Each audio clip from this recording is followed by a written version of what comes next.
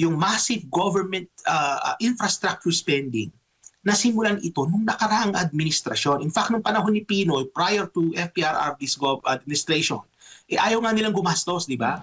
Ang nangyari nung panahon ni FPRRD, dun binuhos yung infrastructure spending. At nakita natin after nung pandemic, nakita natin nagkaroon talaga ng rebound ng ating ekonomiya. Pasalamat tayo at nagkaroon ng mga ganong klaseng programa na nakatulong sa pagpapalago ng ating ekonomiya. In fact, si Marcos Jr. sa ngayon ay nakinabang dyan sa mga paglago na yan ng ekonomiya as a result of the massive infrastructure spending noong panahon ni dating Pangulong Duterte. So ngayon panahon ni Marcos Jr., Jade, utang ng utang ang gobyerno, the question becomes, would this translate to economic growth? So base sa nakikita nating pattern ng gobyernong ito, I feel bad dun sa susunod na mamamahala, Jade. Kasi nabanggit ko kanina na sa ngayon, nakikita natin yung growth ng economy, Marcos Jr. is actually benefiting from what FPRRD did during his time. So ngayon nakita natin na itong si Marcos Jr. Hindi kagaya ni FPRRD nung sa panahon na yun in terms of paggastos. No? Hindi yung mga pinagkakagastosan nila, it doesn't yield or would not generate long-term economic growth.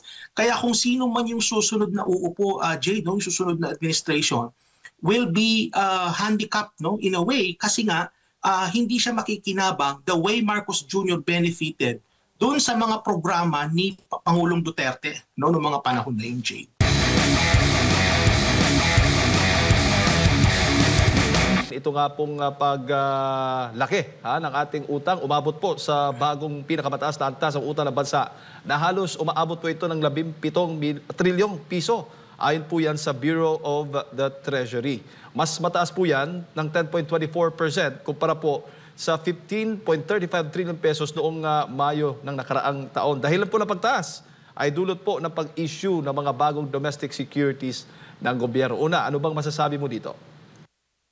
Well, yung sinasabi nilang reason na nag-increase ng domestic securities, essentially, yung ginawa dyan ng gobyerno, Jade, is nagdagdag na naman ng pangungutang pero domestic. No? Kasi pag domestic securities, ibig sabihin nangungutang sila sa mga Pilipino rin. So nag-raise sila ng pondo dyan sa pamamagitan ng pangungutang pero domestic yung nature ng pangungutang na yan. No?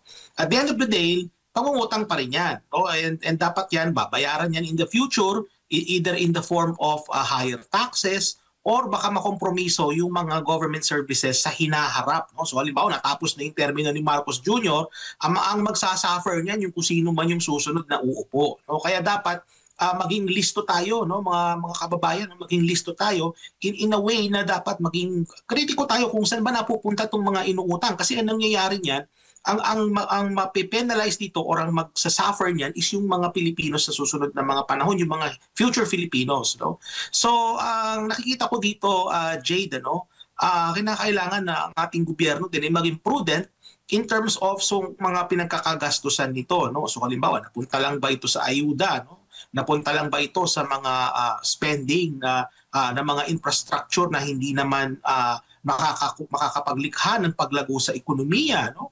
Ito bang mga inutang na ito ay mapupunta lamang ito sa graft and corruption? No? So ito yung mga dapat na makita natin kasi Jade, nasasayang lang yung inutang natin. Nasasayang lang ito na dapat sana mapakinabangan natin. Opo, in layman's term, Doc, ano ba yung ibig sabihin ng domestic securities?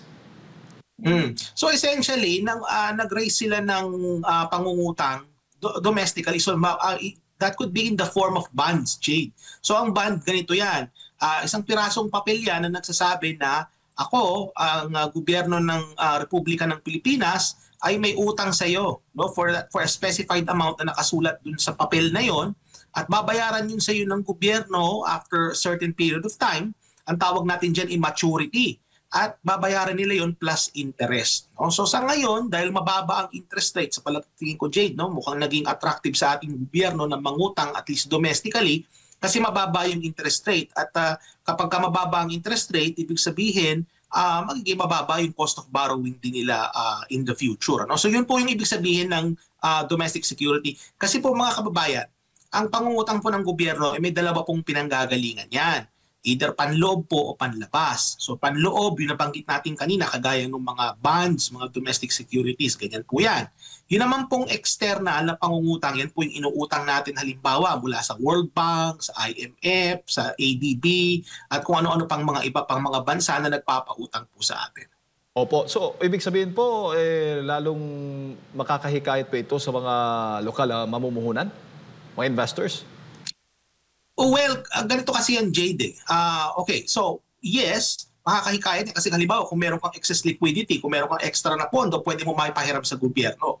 At merong balik yan, ano? Kasi ibabalik sa iyo ng gobyerno yun plus interest. So from your own point of view, halimbawa kung ikaw ay domestic investor, okay naman yon, no? Okay naman yan.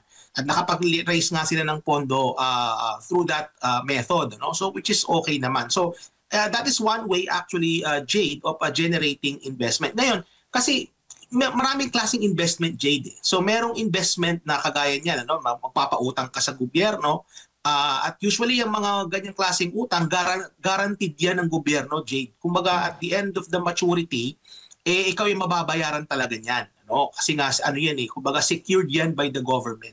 So, meron din mga klaseng investment, Jade, no? Halimbawa, yung mga foreign direct investment. So, meron din ganon. Yun yung mga klase ng investment na nakakalikha ng trabaho. Itong investment na sinasabi natin through pangungutang ng gobyerno, hindi tiyak ito kung makakalikha ito ng trabaho. Kasi alam naman natin na posibleng mapunta lang ito sa ayuda, mapunta ito sa graft and corruption. Ito yung mga klaseng paggasta na pinapupuntahan nito mga panghihiram ng pera ng gobyerno, yung pangungutang, na hindi nakakalikha ng paglago ng ekonomiya, Jade. So ang nakakabenepisyo nito, Doc, number one, nabanggit mo nga yung gobyerno natin. Yung may pera. Kung may pera. Yun ang tanong. Opo, pero nakikita mo ba yung, siyempre, dapat lumikha ng maraming trabaho, tama? Dapat maangat yung kalidad ng buhay ng bawat Pilipino. Batay dito nga sa pagkakautang natin. Nakikita mo ba ang ganung benepisyo mula sa pagkakautang natin ngayon? Hindi. Kasi nga hindi nga natin na-reach yung upper middle income status eh. Hindi lumago ng sapat ang ating ekonomiya para marating natin yung threshold na yan na palagi na lang nilang sinasabi na sinimulan yan 2022. Mara-achieve daw natin yan. Lumagpasan 2022, wala pa rin. 23, sinabi nila mara-achieve natin yung upper middle income status na yun. Hanggang ngayon wala pa rin. In fact, short nga tayo by I think $26 doon sa threshold na yan. So clearly yung translation ng pangungutang in terms of economic growth, hindi natin yan nakikita kasi nga yung paglago ng ating ekonomiya palaging underperforming. So diyan nagpapakita na hindi epesyente ang ating gobyerno in terms of sa paggastos nito. Kasi ang dapat talaga dyan, Jade, is halimbawa nangutang ang gobyerno, yung inutang nilang yan, makakalikha yan ng multiplier effect sa ating ekonomiya. So ano naman po ibig sabihin ng multiplier effect? Ang ibig sabihin ng multiplier effect is that halimbawa, nagkaroon ng paggastos ang gobyerno, nakalikha ito ng maraming benepisyo sa iba-ibang sektor ng ating ekonomiya. Hindi natin yan nakita sa kaso ng pangungutang. Kasi anong nangyari sa pangungutang natin, utang tayo ng utang, yung pinagkakagastusan ng gobyerno ay kagaya ng ayuda halimbawa, kagaya sa napunta lang sa graft and corruption at mga iba pang mga walang kakwenta-kwentang pinakakagastusan ng ating gobyerno, hindi ito nakakalikha ng paglago sa ating ekonomiya. Now, to be fair naman din, Jade, sa ating gobyerno, meron namang mga spending na nakalikha ng growth. So halimbawa sa kaso ng infrastruktura, alam naman natin, Jade, yung massive government infrastructure spending, nasimulan ito nung nakaraang administrasyon. In fact, nung panahon ni Pinoy, prior to FPRRD's administration, ayaw nga nilang gumastos, di ba? Ang nangyari nung panahon ni FPRRD, dun binuhos yung infrastructure spending. At nakita natin, after nung pandemic, nakita natin nagkaroon talaga ng rebound ng ating ekonomiya.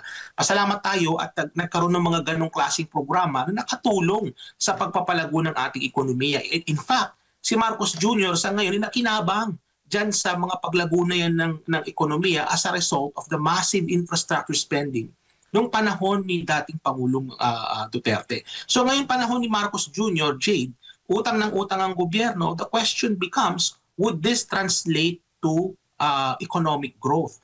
Ganito pa pala yan, Jade, Hindi ka agad din mararamdaman yung epekto sa ating ekonomiya ng mga pangungutang, especially kung i-allocate ito ng gobyerno sa mga programa at proyekto na nakakapaglikha ng mas pangmatagalan paglago ng ekonomiya. So halimbawa, kung maayos yung ating gobyerno sa ngayon, no, assuming maayos, nangutang sila, and then ginamit nila yung pangungutang na yan through programs na makakapag-generate ng economic growth, ang makikinabang niyan yung susunod na gobyerno. Pero sa ngayon, Jade, sa nakikita ko, no, based on the way the administration is currently spending, ano, yung kanilang may issue pa tayo sa budget hanggang ngayon hindi pa ito nadidinig ng, kumbaga wala pa tayong resolution from the Supreme Court, no, dito sa issue ng 2025 budget. Magto 2026 budget na tayo, no. So base sa nakikita nating pattern ng gobyernong ito, I feel bad dun sa susunod na mamamahala, Jade. Kasi nabanggit ko kanina na sa ngayon, nakikita natin yung growth ng economy, Marcos Jr. is actually benefiting from what FPRRD did during his time. So ngayon, nakita natin na itong si Marcos Jr., hindi kagaya ni FPRRD nung sa panahon na yun in terms of paggastos. No? Hindi, yung mga pinagkakagastosan nila, it doesn't yield or would not generate long-term economic growth. Kaya kung sino man yung susunod na uupo, Jade, no? Yung susunod na administration, will be handicapped, no, in a way, kasi nga hindi siya makikinabang the way Marcos Jr. benefited doon sa mga programa ni Pangulong Duterte, no, noong mga panahon na yun, Jade. Opo. At may ulat po yung World Bank, Doc, na nanatiling nasa lower middle income country ang klasifikasyon ng World Bank sa Pilipinas. Sa kabila po ito ng pagtutulak po ng Marcos Jr. administration na ma-upgrade ang bansa bilang isang upper middle income country. Sa latest nga na datos na inilabas po ng World Bank nitong July 1, ngayong taon lamang, ay nasa $4,470 ang naitala ng Pilipinas na gross national income per capita noong taong 2024. Kulang po ito ng $26 upang maabot po yung $4,496 threshold na kailangan para makapasok po sa upper middle income bracket. Ang gross national income ay sumusukat sa kabuuang output ng ekonomiya ng isang bansa. Ano po ang inyong reaksyon dito, Doc? I'm not surprised at all, Jade. No? Why? Because the current administration is not spending its resources on sectors that matter most for economic growth. An example dito, Jade, is agriculture. Kikita mo sa kaso ng agrikultura, yung paglago nito is the lowest among the different sectors of the economy. And I remember very well, no, nung kampanya ni Marcos Jr. noong 2022, isa sa mga programa niya ay yung food security. And yet, we are still food insecure. No? The government has resources to spend para maging food secure tayo, and yet, anong nakuha natin?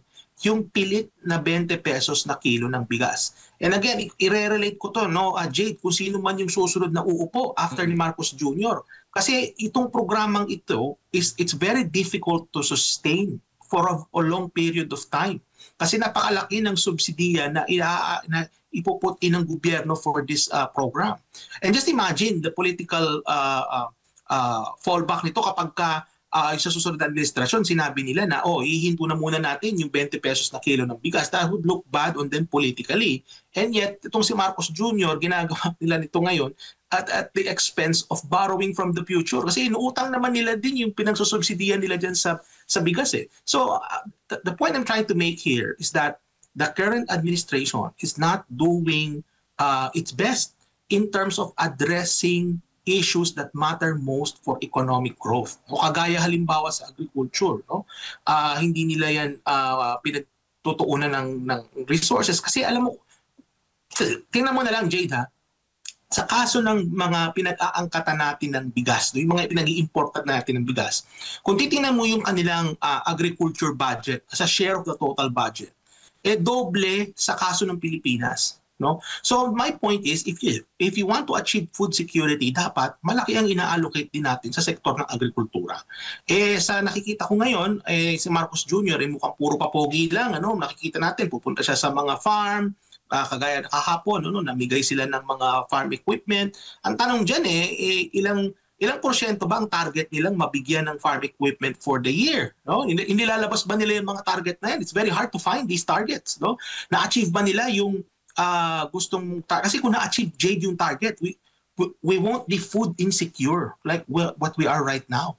So ibig sabihin kulang yung effort ni Marcos Jr. in terms of addressing yung issues that matter most, agriculture.